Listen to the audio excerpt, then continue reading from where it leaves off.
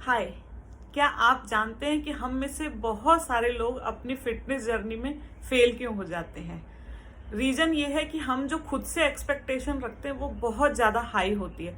यानी कि अगर हमने कोई अपने लिए एक रूटीन फॉलो करने का कमिट किया है, कोई एक्सरसाइज का या किसी खाने की किसी चीज़ को छोड़ने का कमिटमेंट लिया, तो पहले दूसरे दिन मान लीजिए कि 100% हम उसको फॉलो कर पाए, नेक्स्ट डे मान लीजिए 50% ही कर पाए, कोई इशू है। या हम ह्यूमन है, हमारे इमोशंस हर दिन बदलते हैं, वो हमारी मूड को इफेक्ट करते हैं। तो कोई चीज हम हो सकता है अगले दिन 50% एनर्जी के साथ ही कर पाए और अगले दिन हो सकता है 30% एनर्जी के साथ ही कर पाए, लेकिन हम खुद से एक्सपेक्टेशन इतनी रखते हैं कि आज तो मेरे पास सिर्फ 30% एनर्जी है तो मुझे तो ये करना ही नहीं है, और फिर हम धीरे धीरे उसको गिव अप कर देते हैं।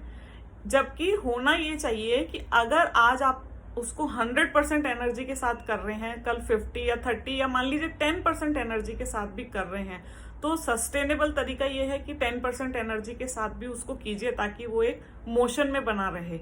यानी कि आपका माइंड ट्रेन हो रहा है कि मैं चाहे 100 की जगह 10 ही एफर्ट डाल रहा हूं, लेकिन वो कंटिन्यूएशन में होगा। यानी कि वो एक जो ब्रेक नहीं करना है अपनी इस जर्नी को।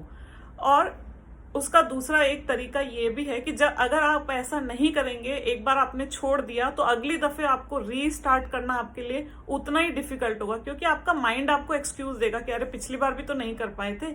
लेकिन अगर आप छोटी सी एनर्जी के साथ भी उसको करते रहेंगे तो माइंड को वो एक्सक्यूज देने का हम लोग मौका नहीं देंगे। और हम ह्यूमंस हैं, हमारे इमोशंस रोज डेली बेसिस पे बदलते हैं। कई बार घर की सिचुएशन हमें अलाउ नहीं करती, कई बार कोई घर पे गेस्ट आ गया, या हमारी हेल्थ हमें अलाउ नहीं कर रही है। तो ये एक्सपेक्टेशन रखना कि या तो 100% या 0, ऐसा नहीं है। बीच का एरिया भी रखिए कि 100 और 0 के बीच में भी हम बहुत सारी चीजों को फॉलो कर सकते हैं। और जब हम खुद को ये मार्जिन देते हैं तो हम उसको सस्टेनेबल तरीके से कर सकते हैं।